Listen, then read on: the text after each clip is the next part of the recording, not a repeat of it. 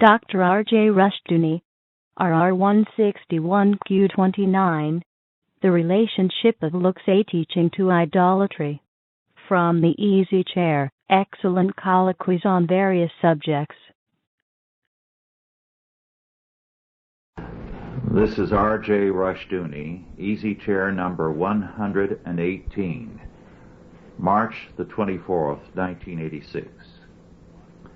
This evening I have with me one of our Chalcedon staff members, Samuel L. Blumenfeld, author of a number of very important works. Most recently, his 2 books on education is Public Education Necessary and NEA, Trojan Horse in American Education, have been reprinted.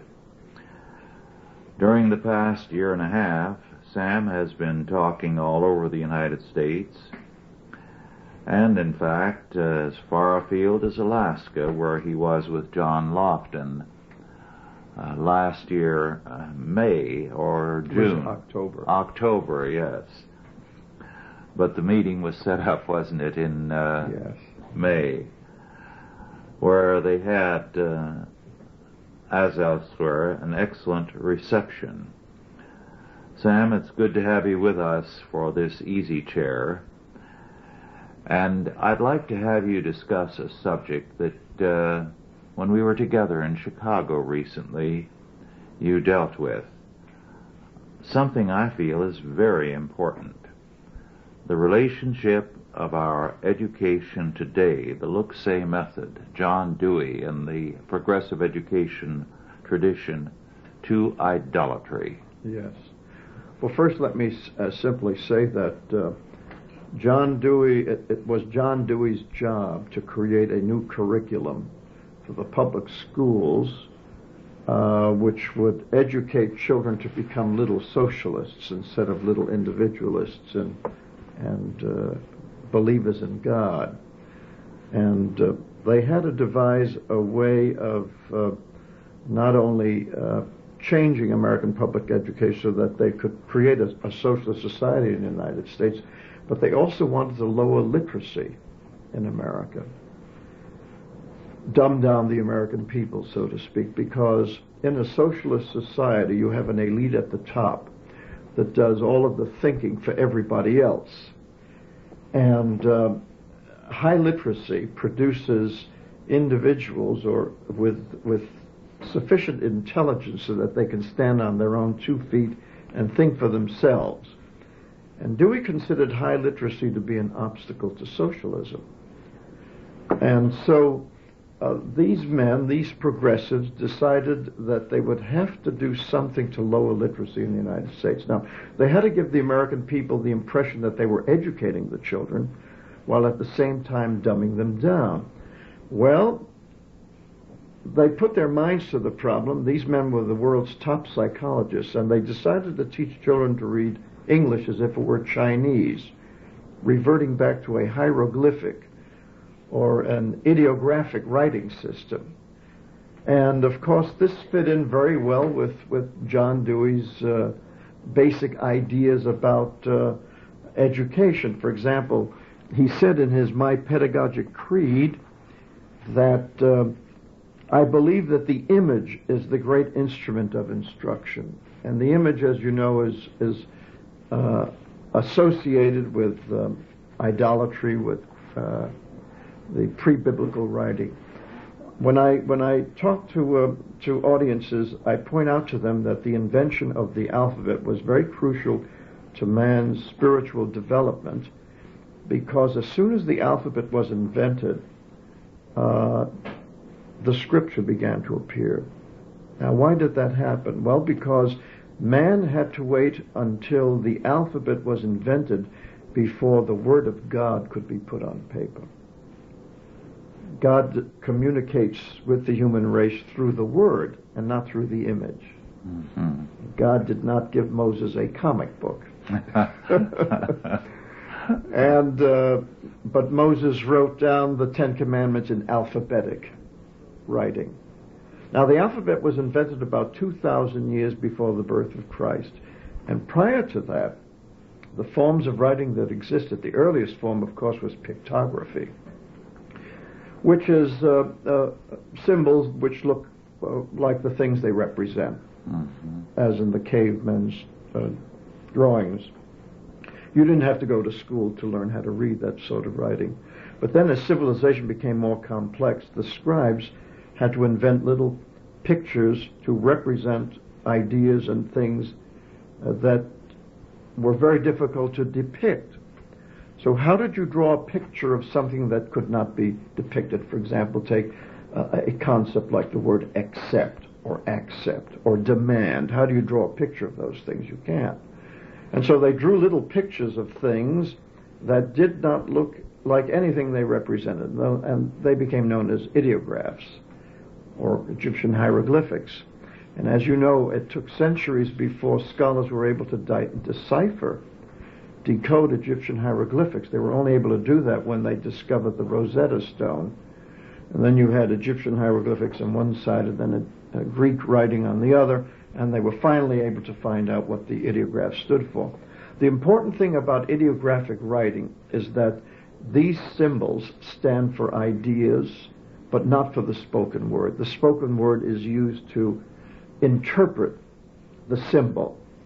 And we use them in modern life. For example, the very familiar one of the circle with the cigarette in it and the slash through it, which could be interpreted as meaning no smoking, thou shalt not smoke, défense de fumer, nicht rauchen, no fumar. In other words, language is used to interpret the symbol. So the symbol is not a precise, accurate means of communication.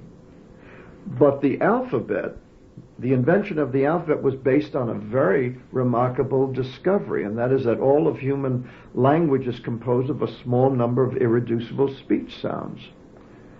And the man who made that discovery, I suppose, decided that why not replace all of these thousands and thousands of little pictures and symbols with a very small number of letters standing for the irreducible speech sounds of the language, and then we'd have a means of transcribing the spoken word into a written form, and then the means of translating it back into spoken form. The most important thing about alphabetic writing is that it is a precise, accurate means of transcribing the spoken word.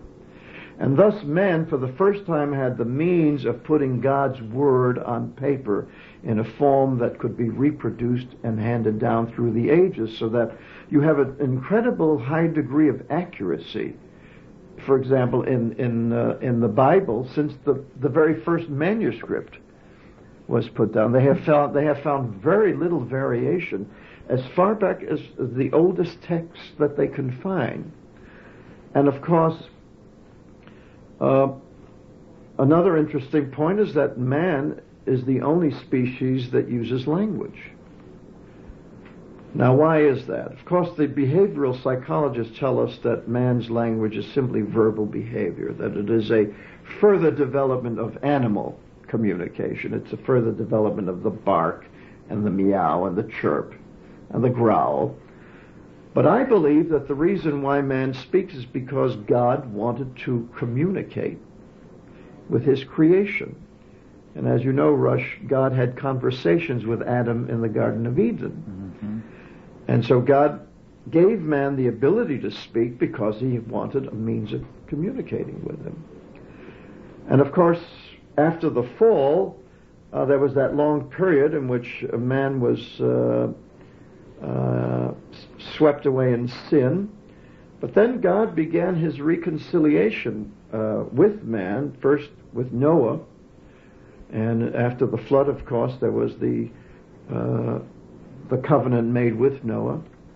And then after that, the covenant made with Abraham, which shows this further desire on God's part for a reconciliation with man. And then finally, of course, sending his son to this earth to provide salvation for all of mankind, which is, you might say, the final stage of reconciliation that we have. But the Bible, the invention of the Bible and the use of the alphabet, the invention of the alphabet, was very crucial in that whole reconciliation. How many basic sounds are there in human speech? And how many pictographs are there, for example, in Chinese? Well, there are about 50,000 pictographs in Chinese, as you know. And as a matter of fact, you have to learn at least 5,000 of them in order to read a Chinese newspaper.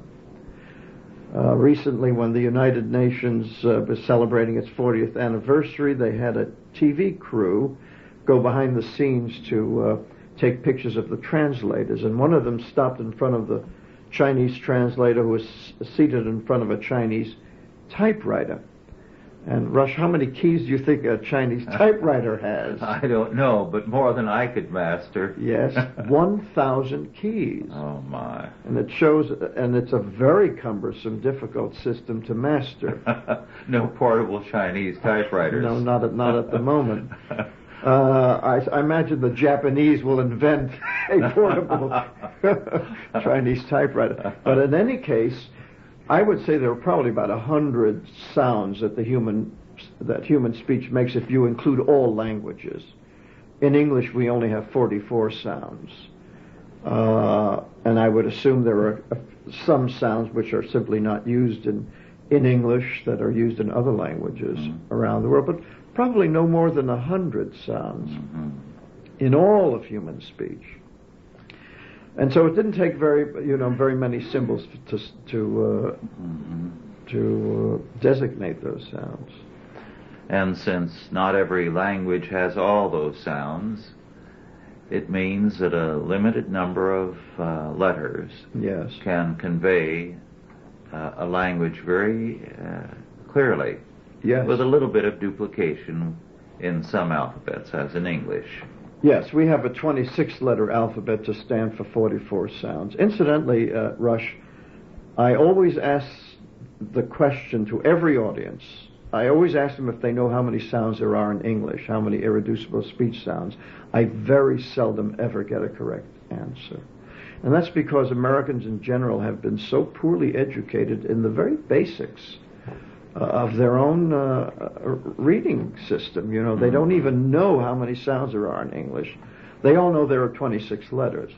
Now, the reason why we have a 26-letter alphabet, of course, is because when the Romans conquered the British Isles, they imposed the Latin alphabet on the Anglo-Saxon-speaking peoples. And so this has created some problems for English-speaking people, but they're not insurmountable problems. In other words, some of our letters stand for more than one sound. However, there are alphabets which have a perfect letter and sound correlation, as I believe Armenian does, which is from what you told me, Rush was very purposefully created to do exactly that. You see, and there have been attempts to create a new English alphabet. But they've never succeeded because by creating a new alphabet and a new writing system for English, we would produce readers incapable of reading the hundreds and hundreds of years of literature that have been written in the old orthography, in the traditional orthography. Well, it is interesting how the alphabet is less and less known in the schools. A week ago, or less than a week ago, Dorothy and I were in the home of some very dear friends, very strong supporters of Chalcedon. The man of the house, the young man, was an outstanding student at the university and on the dean's list. But he said it was not until he left the university that he learned how to use a dictionary, because he never knew the alphabet. Yes. Mastering a card file was a major problem for him. And of course, I encountered this when I was a graduate student at Berkeley, because the younger students coming in did not know how to use a card file because they had never learned the alphabet. Now, I think it is very significant, and of course I'm just stating what I've heard you say. The Bible calls Christ the Word of God. Yes. He expresses God. And we are given the Word of God, the Bible, as against images of God. We're forbidden in the Ten Commandments to try to represent God in images. But as Dewey said in that quote you read, he says, yes. I believe that the image is the great instrument of instruction. Yes. I think it was you who cited this, but I've heard many such illustrations that for these, let's say, progressive educators, a child reading a word, P-O-N-Y, although he doesn't read it P-O-N-Y, is told that's a pony. Yes. But if he reads it as horse, it's correct in the right. eyes of the teacher. Yes, because he's seeing the picture. And it's interesting that Dewey and his fellow psychologists, behavioral psychologists, should have even believed that. I don't really believe that Dewey believed that the image is the great instrument of instruction. We know that it is the Word. Mm-hmm. Man learns by the Word, through language, and not the image. The image, as a matter of fact, is a very poor imitation. But you know, it's interesting that in St. John, where it says, in the beginning was the Word, mm-hmm. and the Word was with God, and the Word was God. You have the equation of God and the Word. Mm-hmm. And I interpret it as meaning, and you correct me if I'm wrong, Rush, as meaning that the Word is very important Yes. to God, and that is the means of His creation. Because how did God create the universe? He didn't hire a contractor, and He didn't draw a set of blueprints. He simply said, "Let there be light." Mm-hmm. And in those words was creation. Yes. And of course, man's use of language has a similar kind of power in prayer, because prayer is man's means of reaching God. Man does not draw pictures. He does not send God little pictures. He speaks to God directly through the voice, through the Word, and the Word reaches God, just as radio signals reach human beings. It's interesting when if you see a radio on a table and it's shut off, it won't receive any words.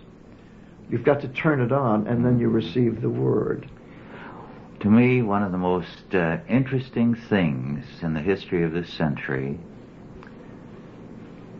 is the fact that because we've given the image priority over the Word, it is the avant-garde modern artist who sees himself as the true prophet of the modern age. Yes. And it was one such painter whose famous painting, Nude Descending a Staircase, an abstract, Marcel Duchamp. That's right. Who finally felt that there was only one way to eliminate God and meaning from the world. And that was to create a language in which there was no propositional truth. Because our words are propositional. They Yes. denote a particular meaning. And he said all current languages, because they have propositional truth in every word, point to God. And we've got to have a non-theistic language. But that would mean a language in which no word meant anything. And he kept trying for years and years, spent the latter part of his life trying to find out how he could have a substitute for a language which pointed to God. And he finally had to confess failure, spent the rest of his life playing chess. He had the means to live. Yeah. So I think that's an eloquent witness to the centrality of language, because Duchamp saw the fact that words point to meaning. They tell us the world is a world of meaning, that it is God created, that God has written propositional truth into all creation. Yes. Now, the interesting thing about the look-say method is also is that they use the techniques of Pavlovian conditioning to teach children to read the Dick and Jane books. The constant repetition and the use of these rather silly sentences like see, spot, run, and see, and look, and that sort of thing. And of course, when you're teaching children to read as if they're dogs, you're going to get some very strange results because children are not dogs. You see, Rush, when a dog enters the first grade, all that a dog can say is arf, arf. And let us assume that dog is then socially promoted in our progressive school and comes to the end of his career in the 12th grade and holds out his paw for a diploma. What can he say when he looks up into the principal's eyes but arf, arf? But a human child comes to school in the first grade with a speaking vocabulary between 5,000 and 35,000 words. Children begin teaching themselves to speak their own language virtually at birth. I mean, very soon after they're born. They have this innate capacity to use sound symbols, to integrate sound symbols. And you find very young children can understand about God and religion. Yes. At the earliest time in life, they can grasp these concepts. As a matter of fact, in the earliest primers that were used in this country when they were teaching the alphabet, the first letter A was taught, in Adam's fall we sinned all, which is much more eloquent and full of meaning than see, spot, run. Yes. But you see what they've done in the teaching of reading, they've removed all of that. And it's to the credit of the Puritans that they knew that they could teach these things to a 4-year-old or a 5-year-old.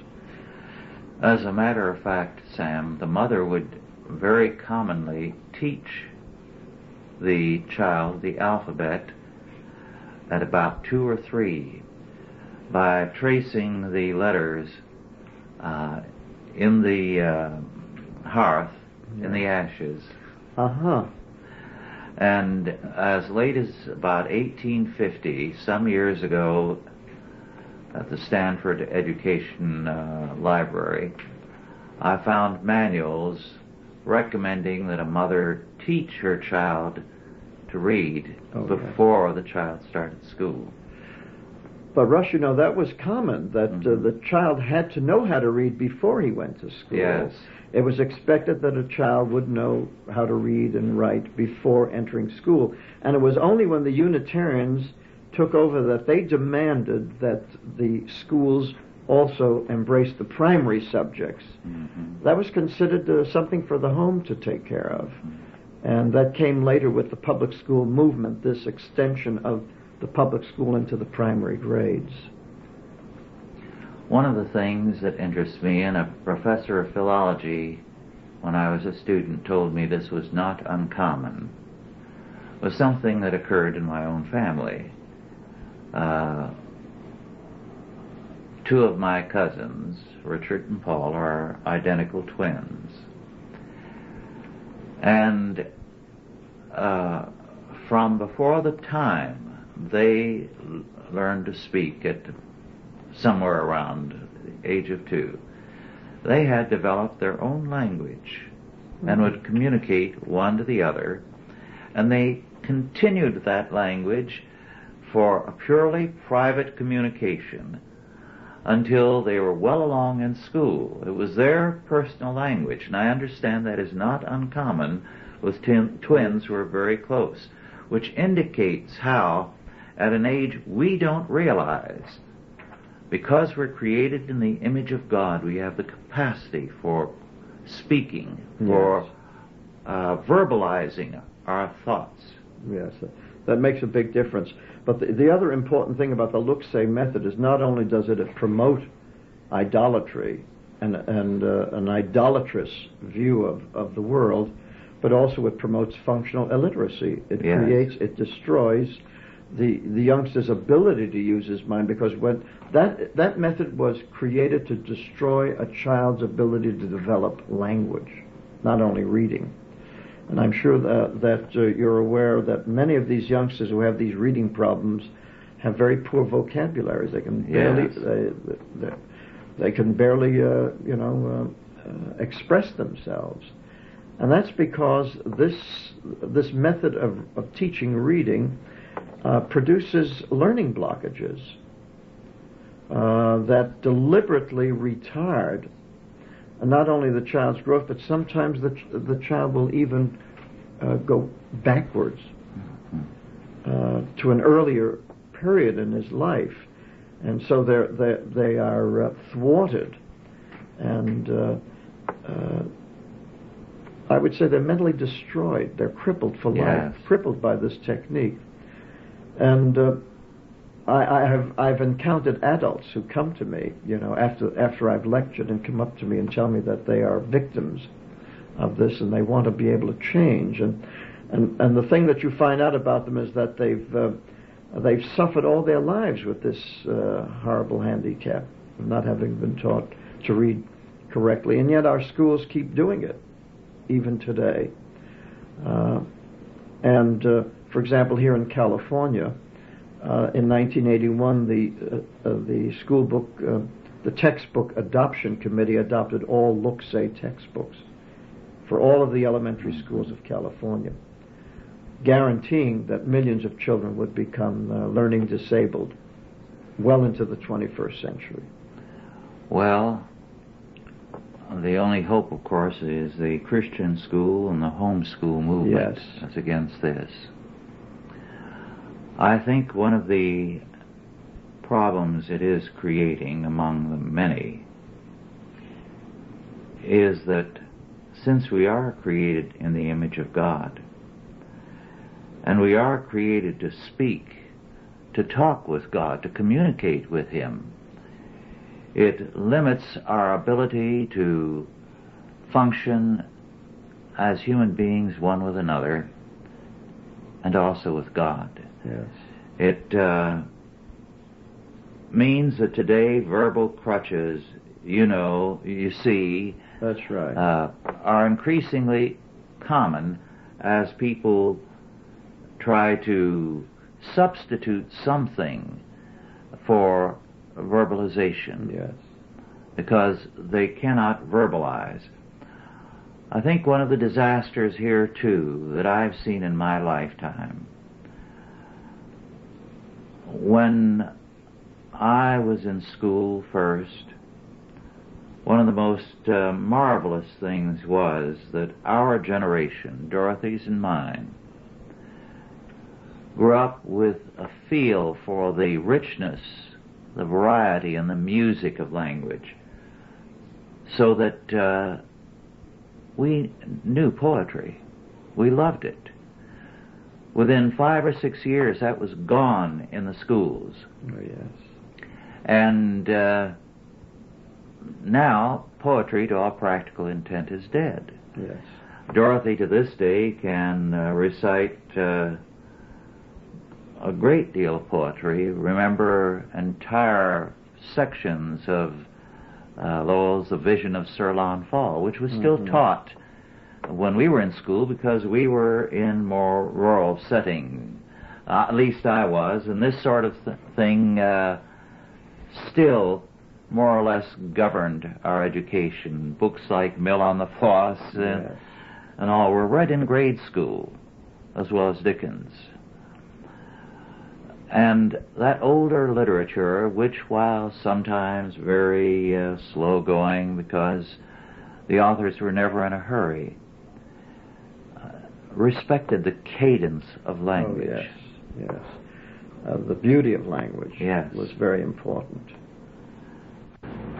Well, to continue, Sam, with this matter of the loss of beauty, of cadence, of appeal in language. Language as itself a gift. One of the things that I find most interesting is this. When I was a boy in school in the early years, one of the problems that the teachers faced, and one that was a problem with me at home, was that when I got a new textbook, it was so interesting that I went home and I spent the rest of the evening into the night reading it. And at first the kerosene lamp was blown and taken out of the room so I couldn't read, and later on the light bulb was taken out. And I was not alone in that. That was commonplace when I went to school because the textbook was so interesting. Oh, yes. As a matter of fact, I remember as a youngster in New York City in the early 30s, I fell in love with Paradise Lost by Milton, with all the great English poets, and of course the Bible, the King James language. I don't know of any other work in the English language that is quite as beautiful and full of incredible content, great spiritual content as the Bible. And yet, isn't it interesting that in public schools today, not only is the Bible not read or forbidden to be read, but the kind of books that children are given to read today are so inane, so poorly written. They are written by professors of education who have to have a certain number of social qualities to the book, to their text. There no real learning takes place, Rush, in any of these books any longer. There's nothing of any use in the content. Well, even then they feel the material is too advanced for the children and they're continually simplifying it.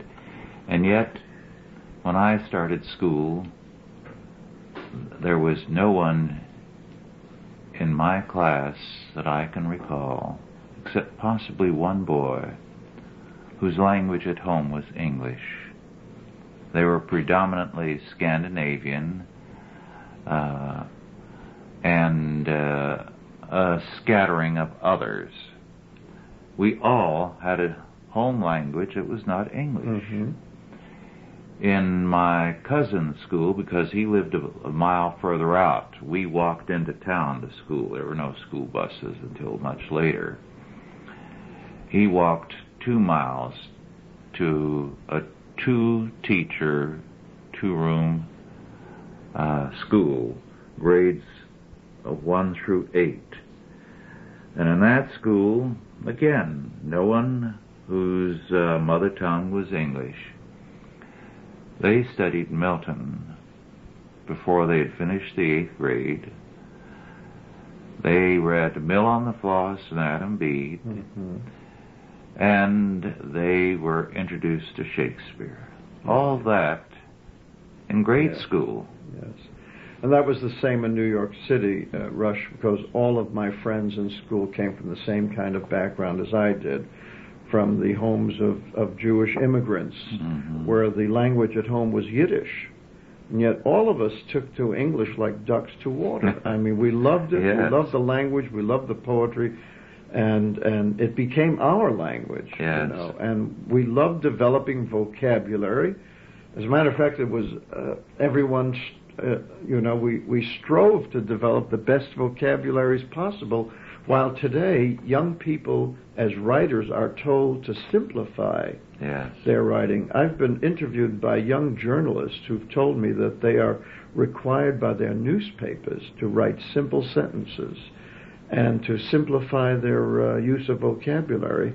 They're told, well, make it interesting for college graduates, but at a level which anyone can read, that a dropout can understand. And what this has done to written English in American magazines and newspapers, that now we have a kind of generic English that has no style whatever. Time, Newsweek, U.S. News, they all sound like they've been written by the same person. And we have lost a tremendous amount when it comes to the beauty of language in America. Well, and a lot of meaning, too. I'll very often read a paragraph in some newspaper story to Dorothy and tell her, what does this mean? What is the reporter trying to say? It will be so garbled. Yeah. Well, that's usually because they have such a poor grasp of the language themselves, and they have no sense of absolutes, you see. They have no sense of truth. They're sort of in a world of relativity, Everything is relative, because one of the things I found out about look-say readers, Rush, in tutoring them and trying to repair the damage, is that a look-say reader will leave out words that are there, will put in words that are not there, will guess at words that he has never seen before, and will constantly misread words that he thinks he knows the meaning of. And so you get highly inaccurate readers. You get people who really have a very inaccurate view of what the written language is like. They think it's something that you can edit as you go along, that you can write yourself. As a matter of fact, one of the earliest writers on this subject, Edmund Burke Huey, who wrote the book The Psychology and Pedagogy of Reading in 1908, in which he tried to show the superiority of the look-say method, admitted that children would become inaccurate readers. But he said that was all right. He said that that was part of the reading process, was to interpret what was on the page. In other words, it wasn't important what the writer had to say, but what the reader thought that the writer had to say. And in fact, Professor Kenneth Goodman, who became the president of the International Reading Association, he defined reading as a psycholinguistic guessing game. So you see, they're destroying meaning. That is the purpose of all of this. Rush, is to destroy meaning. And we shouldn't be surprised at this, because they deny there is a meaning in the universe. I recall that one of the most intense explosions I ever saw on any platform I was ever a part of was at one particular conference where I was one of several speakers, and we were on a panel. And in the course of the discussion, and I don't remember the subject, this was apart from our speeches, I made the statement that we had to view the universe as a universe, with everything having a common strand of meaning because it was created by God. And therefore, even though not necessarily intelligible to us at all points, totally rational, because it came from the mind of God and had a coherence. And this one prominent professor at a graduate university, nationally known, came boiling out of his chair in anger. This was totally unacceptable to assert the rationality of the universe. There was only a thin edge of rationality and meaning in all the universe, and it was only in the mind of man. Everything apart was totally irrational. Now, naturally, they're going to convert even man into irrationality and reading into irrationality and meaninglessness. Yes. As a matter of fact, what Dewey said, that the purpose of speech, of language, was simply social. That the function of speech was social, that it had nothing to do with a relationship with God. It was simply a relationship of man to man. And since I suppose man is so completely undependable, and so fickle, then anything that man says to man does not have quite the same power of what God says to man, or man says to God. I think that the important point is that when God speaks, you have to be precise and you have to be accurate in understanding what God means and what God says. While to the humanists, if you're going to destroy God, the best way to do it is by destroying language, because then you destroy man's means of communicating with God. And I know that Dewey and his colleagues were determined to destroy Christianity. Yes.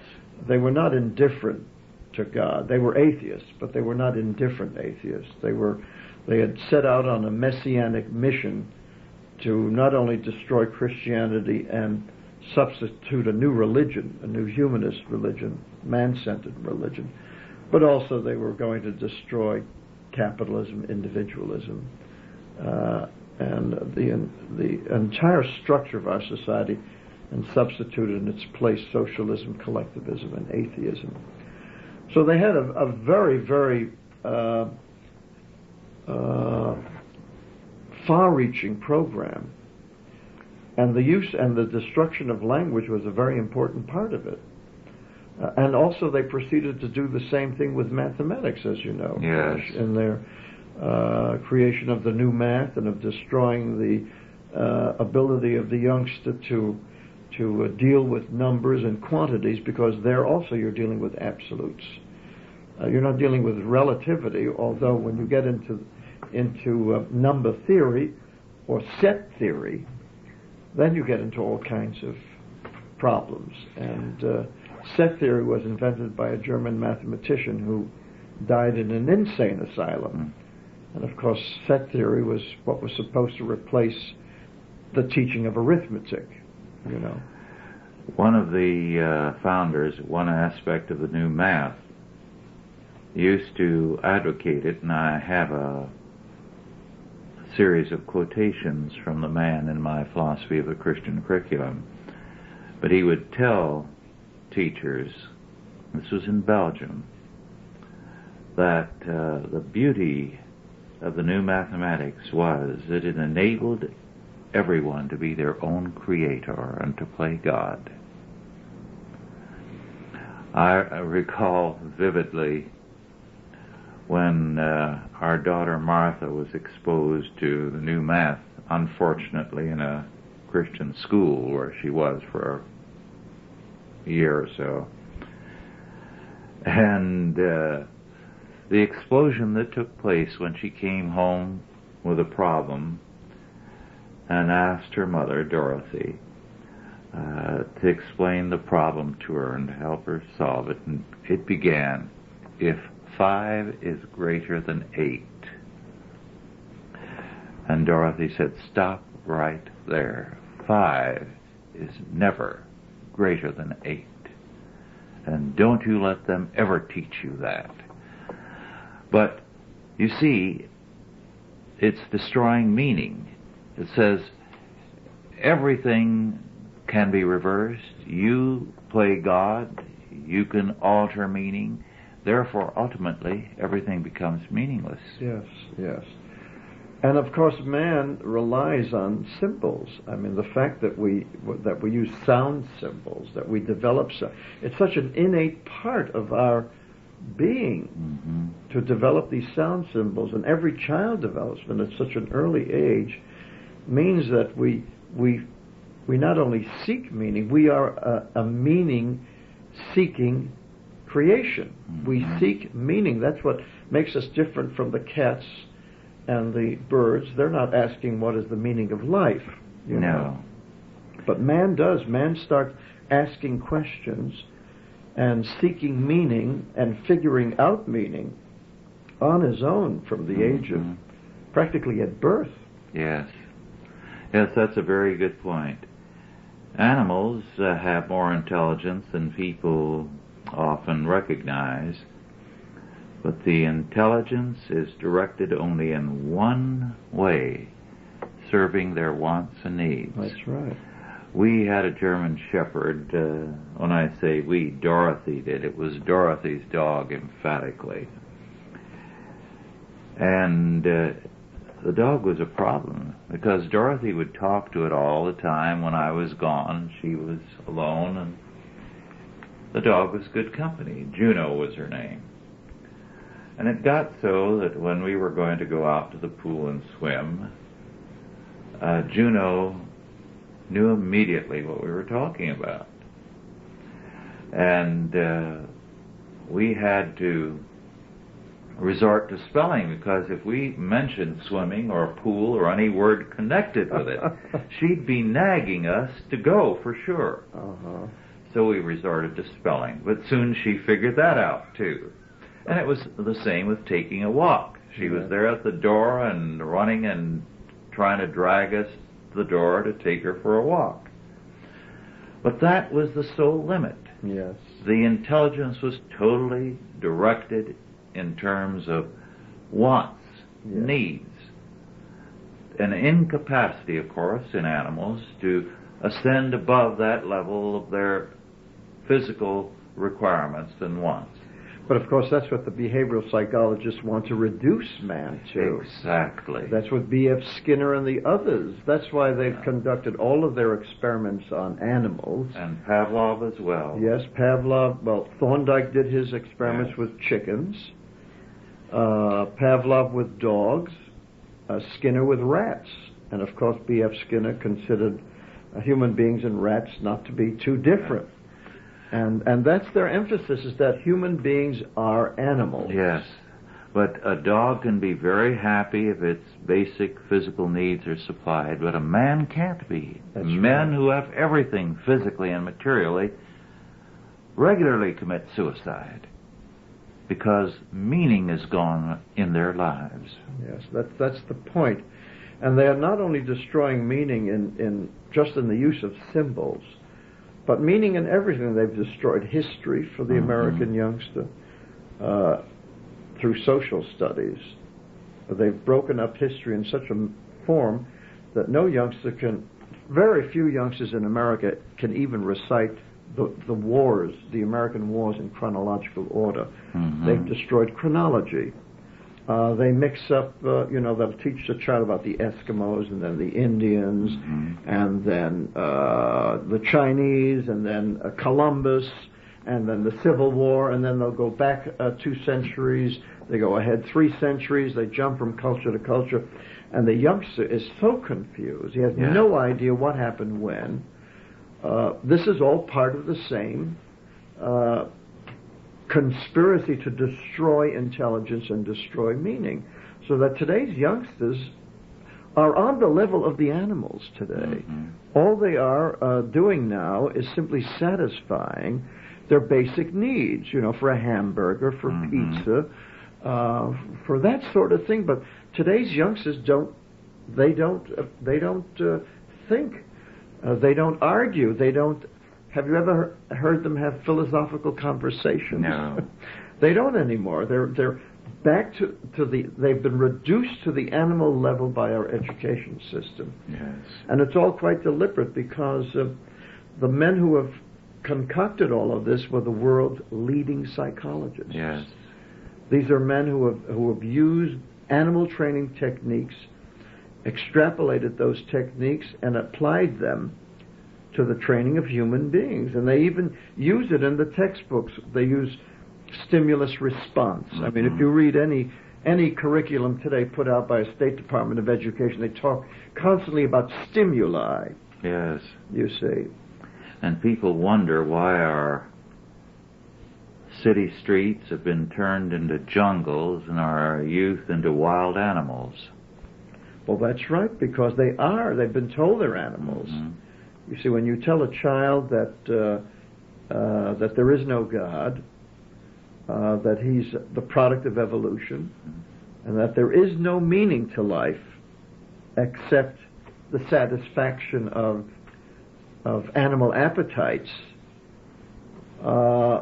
then what do? What do you create? You do create a human animal. You create an animal. In the past 10 years, I think somewhere in the past 5 or 6 years, a state educator in New Jersey said that one of the problems in contemporary education was that public education had deprived youth of the right kind of role models. And he said, our modern culture says that we are apes, advanced apes. So he said, since we refer to man, and a book, he said, which has been widely used in our schools is The Naked Ape. Mm-hmm. He said, we should not be surprised that they grow up and act like wild apes. Well, you're right. As a matter of fact, it was Thorndike who said that, well, he said that we were a domesticated animal, you know. Mm-hmm. That we were, and he has a very interesting paragraph in Animal Intelligence. As a matter of fact, it's the final paragraph of his book written in 1911. And he says, nowhere more truly than in his mental capacities is man a part of nature. His instincts, that is, his inborn tendencies to feel and act in certain ways, show throughout marks of kinship with the lower animals, especially with our nearest relatives physically, the monkeys. His sense powers show no new creation. His intellect we have seen to be a simple, though extended variation from the general animal sort. This again is presaged by the similar variation in the case of the monkeys. Amongst the minds of animals, that of man leads, not as a demigod from another planet, but as a king from the same race. So in other words, we're simply the king of the animals, mm-hmm. according to Thorndike. And some of them would have been ready to say that we're a very poor king that ought to be dethroned. Well, I think we're the only animal that practices abortion, mm-hmm. that kills our own young in such horrendous numbers. And usually when we equate human beings with animals, for example, if they do evil, like we will sort of say that Hitler was an animal, mm-hmm. or Stalin was an animal. The point is they were not animals. They were human beings, you see, who fell from grace and who are completely living a life of sin, who have discarded God and are letting their own sinful natures express themselves to the fullest extent possible. You see, that's what that's. I believe, Rush, perhaps that's even the greatest proof that God exists, is the fact that when man discards God, he becomes so satanic. Yes. The animals don't become satanic in any way, shape, or form, do they? No. They just behave in their ordinary ways. They're whatever they do is a matter of instinct. Yes. But when man gives up God, he becomes something entirely different. He becomes that personification of Satan. Our time is beginning to run out, Sam, but before ending, I'd like to call attention to these two books of yours which have just been reprinted. In fact, the one is Public Education Necessary, which even Fortune magazine called Brilliant Revisionist History. Got you on the Today Show last week here in Sacramento, or nearby. That's in right. Sacramento, yes. With former Secretary of Education Bell. Yes, that was a lot of fun. Apparently what happened was that the members of the Reagan administration had shoved this book in front of him and wanted him to read it, thinking that he might become a conservative as a result. But he simply considered the whole thing off the wall, and told the press that he considered the writer to be a member of the lunatic fringe. But you know, the reason why they will constantly designate us as members of lunatic fringe or radical nuts, Rush, is because they want to put us out of the pale of discussion. In other words, you don't argue with a lunatic. You don't take anything a lunatic says seriously. And so if they call us members of the lunatic fringe, well, then they don't have to discuss our ideas or our books. Well, after the program was over, I think perhaps he looked a little closer to that fringe. Yes, I think that I got the better of him. Mm-hmm. He was very weak and offered really nothing of any substance to the American public, and certainly the parents who want to know what to do when it comes to education got very little advice from him. The only thing that he could tell them to do was to patronize the public schools and help out, which is what parents have been trying to do for the last 30 years with not much success. Well, could you tell our listeners where they can get these books from and at what price? Well, they can get either book by calling an 800 number in Arizona. That's 1-800-528-0559. That's 1-800-528-0559. Now, both books are $9.95 each, and they can order them by using their credit cards by phone. These two books are Is Public Education Necessary? And NEA, Trojan Horse in American Education. But there are two others that I think they'd be interested in. Would you tell them about the other two that are available from the same place? How to Tutor. I wrote that book back in the 70s because I wanted parents to have a means of teaching their children the 3 R's at home. And a lot of homeschooling parents are now using that book. The How to Tutor book is available for $7.95. And Alpha Phonics, a primer for beginning readers, is a book I wrote to permit anyone to teach anybody to read, that is a child or an adult. There are so many functionally illiterate adults who need tutoring, and I wrote that book to permit them, any tutor, to have a means to teach anyone to read. And that book is available for $19.95, and it's to be used directly with the student. If you want to order by mail and send your check, just order from Research Publications, P.O. Box 39850, 39850, Phoenix, Arizona, 85069, 85069. I think you'll find them very worthwhile.